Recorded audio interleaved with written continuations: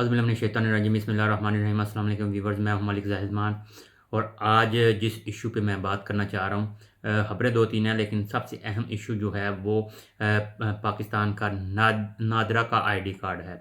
इसमें क्या अपडेट हैं, क्या जो है नए फीचर्स आए हैं, इस पे तो बात करेंगे। लेकिन जो नया फीचर आया है हमारे पास बायोमेट्रिक वेरिफिकेशन नीडेड की के हवाले से, उसकी ज़रूरत के हवाले से उसने तकरीबन वक़्त डाल दिया है। यानी कि ये जिस किसी ने भी बायोमेट्रिक वेरिफ़िकेशन जो है वो स्टार्ट की है, वो एक ओवरसीज़ पाकिस्तानियों के साथ पे बम फोड़ने वाली बात है।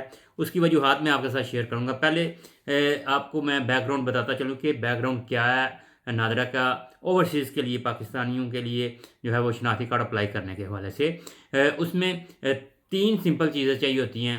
एक पिक्चर चाहिए, दूसरी जो है वो कह लें कि आईडी कार्ड पुराना चाहिए, और पासपोर्ट पुराना चाहिए या नया जो भी वैलिड है या एक्सपायर हो चुका है, उससे जो है वो मैच हो जाती हैं चीज़ें कि ये फ़लाँ बंदा फ़लाँ पासपोर्ट का, फ़लाँ आईडी कार्ड का, क्योंकि पासपोर्ट के ऊपर भी आईडी कार्ड नंबर जो है वो दर्ज होता है।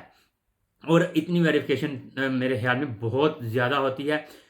इसमें जब स्टार्ट में नादरा का आईडी कार्ड ओवरसीज़ पाकिस्तानियों के लिए शुरू किया गया, तो एम्बेसीज़ में, कौंसलेट्स में इसके डेस्क होते थे। फिर आहिस्ता-आहिस्ता जूँ-जूँ आगे ये चीज़ें बढ़ती गई। अब ओवरसीज़ पाकिस्तानियों के लिए ऑनलाइन सारा सिस्टम हो चुका है। ना तो किसी एम्बेसी में कोई डेस्क है, ना किसी कौंसलेट में ये डेस्क है नादरे का आईडी कार्ड के लिए हवाले से।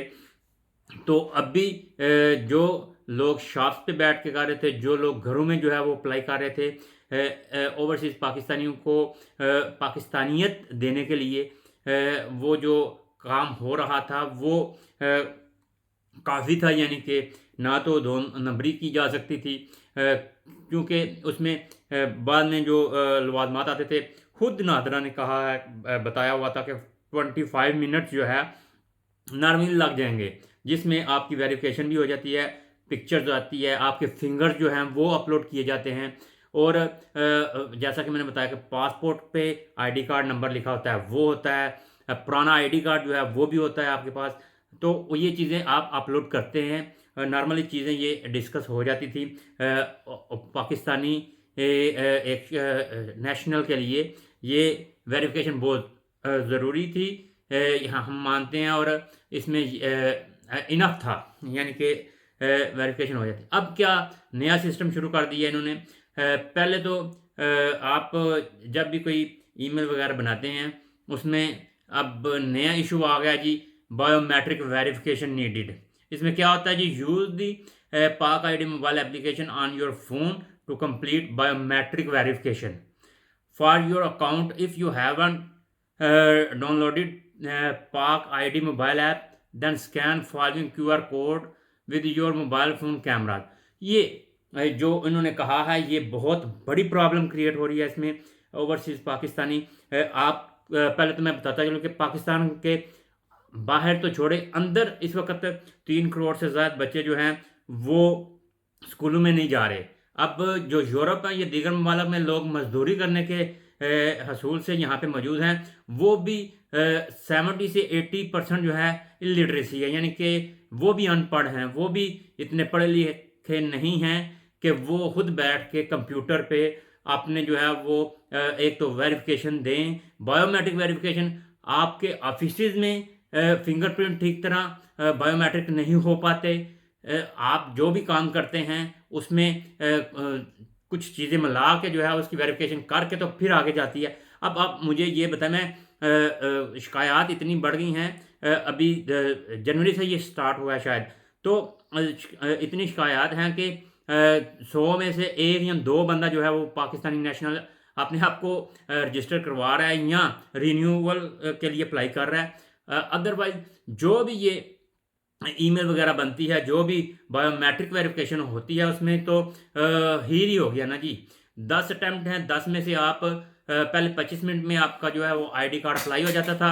अब जो है वो तकरीबन 2-3 घंटों में जाके आपका अप्लाई होता है, उसकी वजह ये है कि पहले नंबर पे तो बायोमेट्रिक वेरिफिकेशन जो है वो नहीं हो पाती। दूसरा ये है कि जब वेरिफिकेशन हो जाए तो हर एक का आईडी कार्ड पे अकाउंट बन गया है, यानी कि एक ईमेल है, जो भी है वो अपनी फैमिली के लिए, अपने लोगों के लिए, अपने बच्चों के लिए जो है वो अप्लाई कर सकता है। वैसे पहले भी यही होता था कि आप मैक्सिमम 10 एक आईडी पे जो है वो आईडी कार्ड रिन्यूअल के लिए या नए बनवा सकते थे, तो उसके बाद वो आईडी आपके लिए एक्सपायर हो जाती थी। वो तरीकाकार बड़ा बेहतरीन जा रहा था। इधर से उचक लिया आप अब बायोमेट्रिक वेरिफिकेशन ने, जो कि ना सिर्फ इटली में बल्कि पूरी दुनिया में ओवरसीज पाकिस्तानी के लिए वबाल जान बना हुआ है। पता नहीं कौन इनको ये मशवरा दे चुका है कि आप बायोमेट्रिक वेरिफिकेशन वो भी कंप्यूटर पे करें, उसके बाद मोबाइल तो वैसे भी मैंने जैसा कि आपको बताया कि काफ़ी शिकायत बढ़ चुकी है। मैंने खुद ट्राई किया, मैंने कहा चलो यार मैं भी ट्राई करता हूँ। ज़ाहिर है एज ए मीडिया पर्सन मुझे इस चीज़ की वेरिफिकेशन तो करनी थी, तो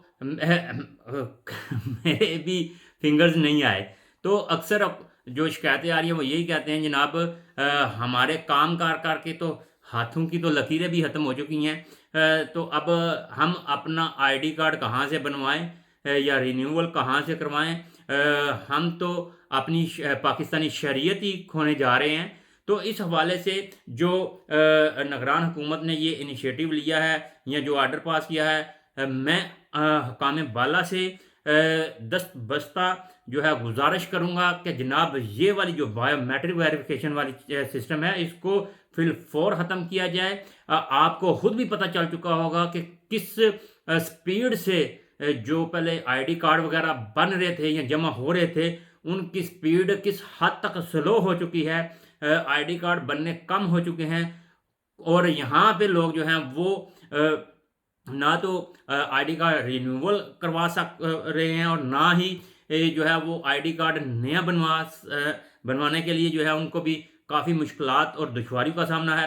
मेरी ओवरसीज़ पाकिस्तानियों जिस जिस मुल्क में भी एम्बेसडर्स हैं, एम्बेसीज हैं, उसमें जो सरकारी मुलाजमीन बैठे हुए हैं, जो अफसरान हैं, उनसे गुजारिश है कि बराए मेहरबानी आप भी एक एक लेटर जो है कम अज़ कम गवर्नमेंट ऑफ पाकिस्तान को लिख दें कि खुदारा पहले तो ये ऑफिस में यानी कि एम्बेसी और कौंसलेट में से ये सिस्टम ख़त्म कर दिया गया है रिन्यूअल का, लेकिन अब जो है ये पहाड़ फेंका गया है ओवरसीज़ पाकिस्तानियों के सर पे बायोमेट्रिक वेरिफिकेशन का। वो बहुत मुश्किल तरीन जो है वो मरहला है। उससे तकरीबन कह लें कि 10 में से 1 का जो है वो आईडी कार्ड जो है वो बड़ी मुश्किलों के साथ जाके अप्लाई होता है। तो इस इशू को जो है वो आगे जाके मैं फिर वाज़ह करता चलूँ कि आगे जाके ये इशू जो है बहुत गंभीर सूरत-ए-हाल पैदा करने वाला है। और एक दफ़ा फिर गवर्नमेंट ऑफ पाकिस्तान से नई गवर्नमेंट आने वाली से या कह लें कि जो अभी गवर्नमेंट बनने जा रही है वो तो टाइम लेगी थोड़ा एडजस्ट होने में, लेकिन जो ओवरसीज़ कंट्रीज़ में जो सफारत खाने हैं, कौंसल खाने हैं, उनसे मेरी इल्तिमास है कि ये जो वज़ारत दाखिला या वज़ारत ख़ारजा को एक लेटर ज़रूर लिख दें कि खुदारा इस मसले का कोई हल निकाला जाए। क्योंकि जो पहले सिस्टम चल रहा था कि आप आईडी कार्ड, आप पासपोर्ट पिक्चर और फिंगरप्रिंट जो है वो अपलोड कर दें, तो उसमें जो है वो एक बेहतरीन जो है सिस्टम चल पड़ा था। उसमें किसी किस्म की कोई 2 नंबरी नहीं थी।